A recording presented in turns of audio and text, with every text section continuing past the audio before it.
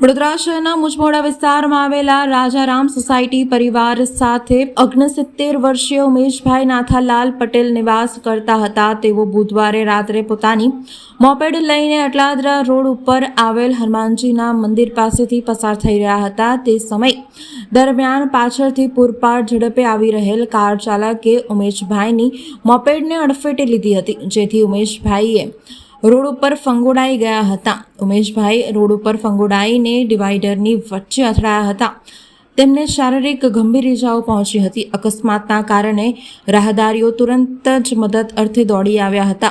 Car ચાલકનો પીછો કરીને તેને અકોટા સ્ટેડિયમ પાસેથી પકડી પાડ્યો હતો અને તેને અકસ્માતના સ્થળો પર લઈ આવ્યા હતા. ઘટનાની જાણ પોલીસ કંટ્રોલ રૂમમાં કરતા પોલીસનો કાફલો ઘટના સ્થળ ઉપર દોડી આવ્યો હતો. પોલીસે ઇજાગ્રસ્ત ઉમેશભાઈને સારવાર માટે હોસ્પિટલ ખસેડ્યા હતા, પરંતુ તેમને સારવાર મળે તે પહેલાં જ તેમનું મૃત્યુ નિપજ્યું હોવાનું ફરજ પરના તબીબે જણાવ્યું હતું. પોલીસે કાર ચાલકની અટકાયત કરી તેના વિરુદ્ધ ગુનો નોંધી વધુ તપાસ હાથ ધરી હતી. આ બનાવમાં પોલીસે સ્થળ પરના સીસીટીવી ફૂટેજની પણ ચકાસણી કરી હતી. બીજી તરફ મૃતકના સંતાનો બહાર હોવાનું પ્રાથમિક તપાસમાં સામે આવ્યું હતું.